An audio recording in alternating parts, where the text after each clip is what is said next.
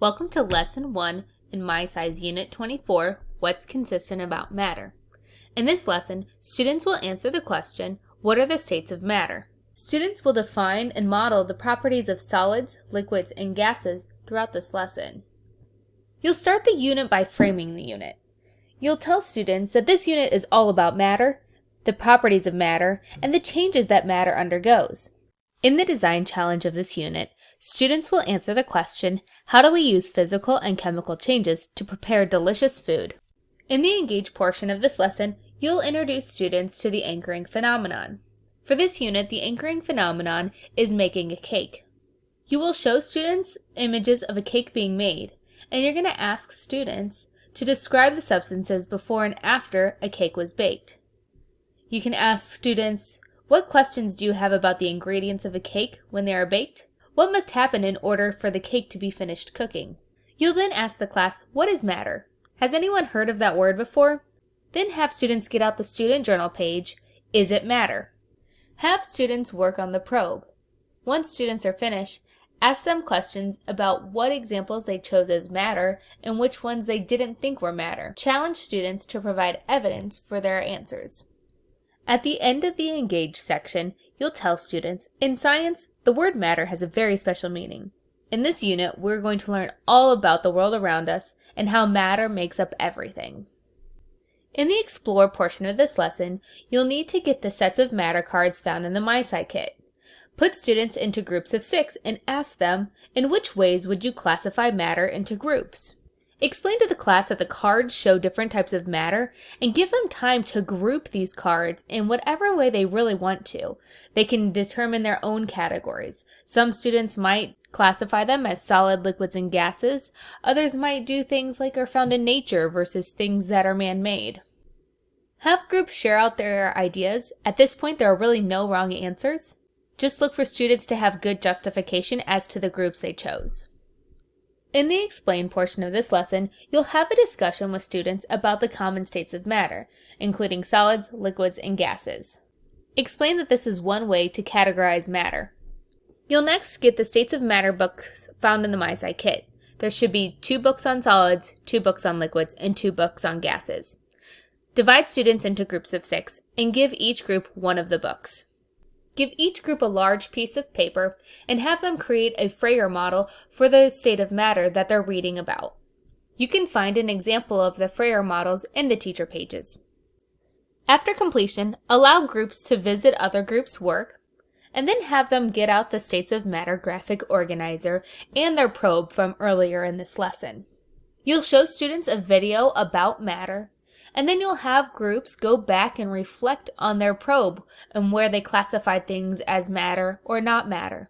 See if their ideas have changed.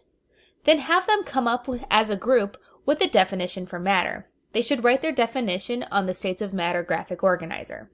Students can also finish filling out solids, liquids, and gases on their states of matter graphic organizer by using things found in their peers' Freyer models. At the end of the explain, give students time to go back to the card sort and challenge them to sort the cards in states of matter. Then have a whole group discussion to see if everyone came up with the same ideas.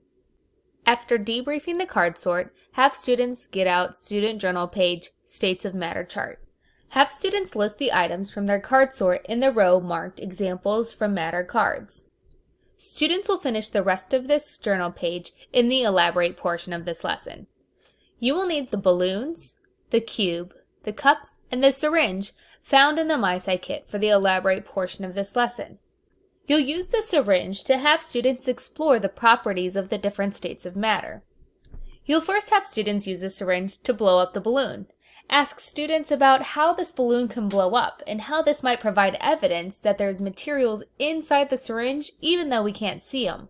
As students are filling up the balloon, they should note that the balloon is changing shape and volume. That is a key property of gas, and what they're doing is they're adding gas into the inside of the balloon. Students will then draw liquid with the syringe, noting that the shape of the liquid has changed, but the volume doesn't change from the liquid that they pulled out of the cup. Then they'll put the cube in the syringe. They'll notice regardless of what you do to the cube, it will maintain its shape and its volume. Students will then fill out the syringe picture row and the description and words row to explain what they just observed when they experimented with the syringe. You'll then use an animated model to show students what these states of matter look like on their molecular level. Explain to students that while we can see matter, that matter is actually made of really small particles that we can't see with our eyes, and so we're going to use the simulation to show us what's actually happening at the molecular level. You'll start off by focusing on the solids. You'll have students notice that the solids in the simulation have molecules that are very close to each other. When you press the play button, you'll see that regardless when you change the container, that the solid maintains its shape and it maintains its volume. If the students look closely, the molecules are moving, but they're very organized and they're not moving freely. When you click on the liquid state of matter and you press play, students will see that you're changing the shape of the liquid, but you're not going to be changing the volume. They should also notice the particle motions, that the particles are moving more freely throughout the liquid. For the gas simulation, when you press play, students should know how the gas is moving. The molecules are moving rapidly, and they're very far apart from each other. When the gas leaves the container, the gas changes its shape and it changes its volume, meaning it spreads out over a larger area. Using their observations from the simulation, students should finish the bottom 2 rows on the States of Matter student journal page. For the evaluate portion in this lesson, you'll have students revisit the Is It Matter probe. Have students go back to the top portion of this handout, and they should circle the solids, put a box around the liquids, and underline the gases.